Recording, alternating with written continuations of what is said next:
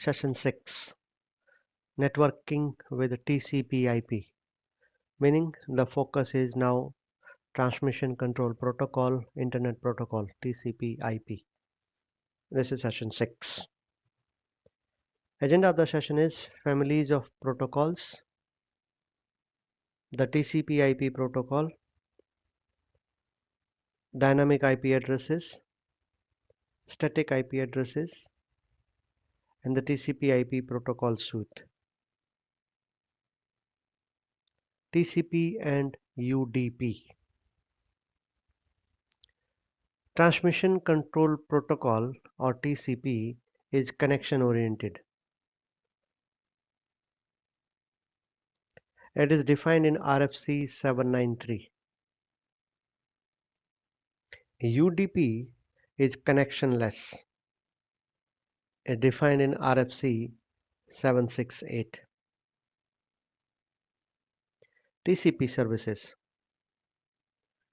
Reliable communication between pairs of processes across variety of reliable and unreliable networks and internets.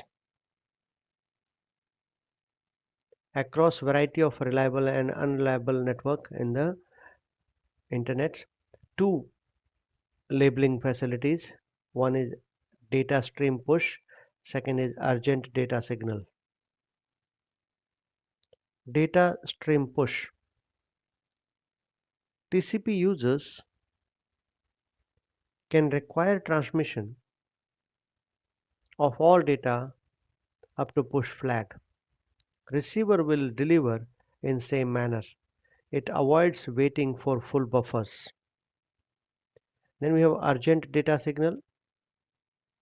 It indicates urgent data is upcoming in stream and user decide how to handle it. So there are two data labeling facilities, data stream push and urgent data signal. TCP header, as we discussed earlier, source port, destination port on the top. Then we have options plus padding, checksum, urgent pointer, then data offset reserved. These are various signals, acknowledgement, PSH, RST, SYN, that is sync and all, and this is a window, acknowledgement number, sequence number. So this is TCP header. Total bits are 31, 20 octets. Items passed to IP. TCP passes some parameters down to IP. Precedence, normal delay, low delay, normal throughput or high throughput, normal reliability or high reliability, and security. These parameters are passed to the next layer down, which is IP, just below it. TCP mechanisms, connection establishment, data transfer, and connection termination. Three mechanisms. First, connection establishment, then data transfer, then we have connection termination. Connection establishment, three-way handshake between pairs of ports. One port can connect to multiple destinations. Data transfer mechanism, logical stream of octets. Octets numbered modulo 223. Flow control by credit allocation of number of octets and data buffered at transmitter and receiver. Then we have connection termination, useful graceful close. TCP user issue close primitive.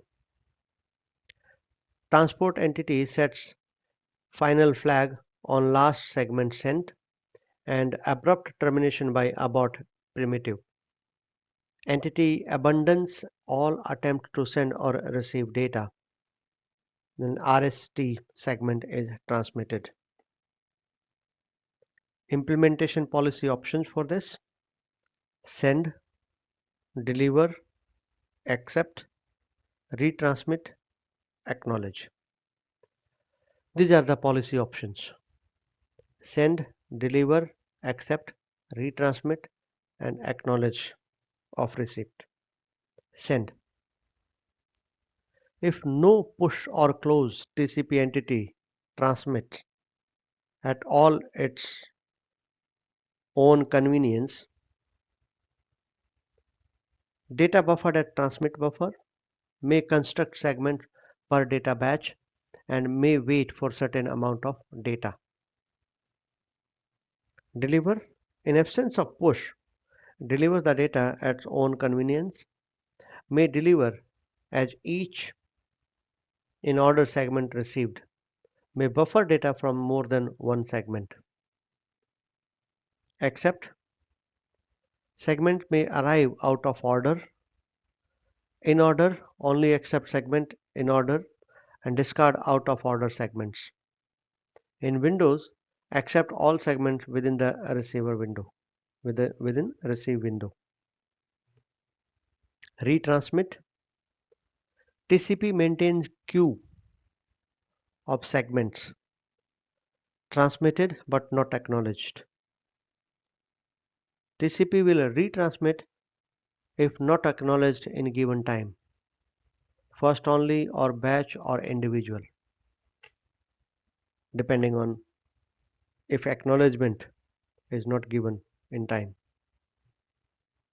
Acknowledgement is immediate or cumulative. Congestion control. RFC 1122 define this requirement for internet hosts. Retransmission timer management. Estimate a round trip delay by observing pattern of delay. Set time to value somewhat greater than estimate. Simple average, exponential average, and RTT variation estimation given by Jacobson algorithm. UDP, that is user datagram protocol, defined in RFC 768. Connectionless service for application level procedures. Unreliable. Delivery and duplication control not guaranteed. It reduced overhead. For example, network management given in session 19. We will discuss it, that is there in future. It's coming from a book. UDP uses inward data collection, onward data dissemination, and request response, a real-time application. UDP header is quite simple, only 8 octets compared to 20 in that, and 31 bits. Source port, destination port, length, and checksum. Using static IP addressing. Manually configured by network adapter administrator.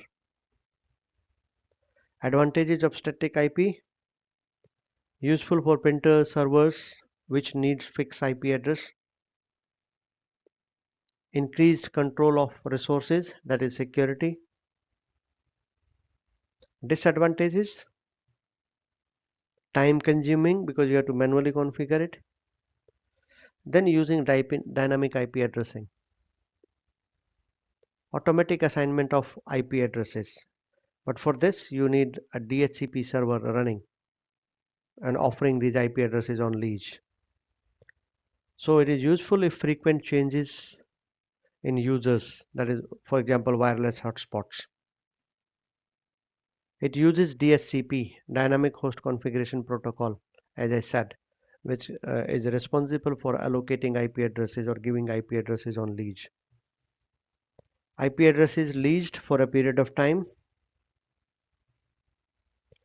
If host is removed from the network that is turned on, the IP address go back into the pool of IP addresses available and will be assigned to the new incoming request.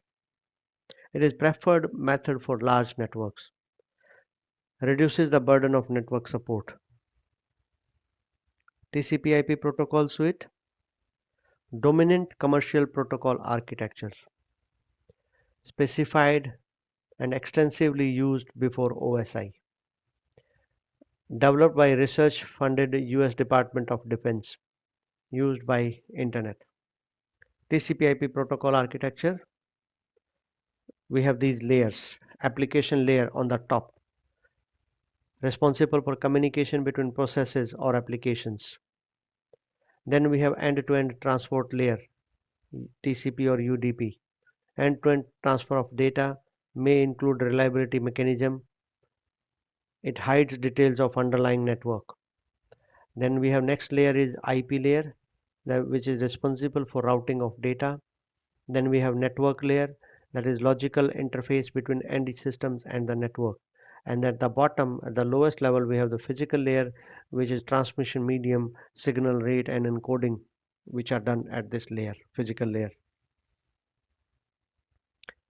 Protocol data units, PDU in TCP. So user data, this is suppose the user data. When it goes to the next layer, it added one header, that is called TCP header.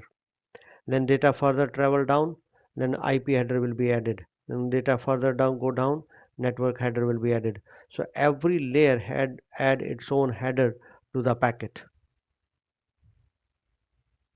Some protocols in TCP/IP suite. These are some of the protocols we use: BGP, Border Gateway Protocol, FTP, File Transfer Protocol, HTTP, SMTP, Telnet. These are all work under TCP. Then SNMP use UDP. Then IP. Then ICMP directly interact with IP protocol. So BGP, Border Gateway Protocol, FTP, File Transfer, HTTP, Hypertext Transfer.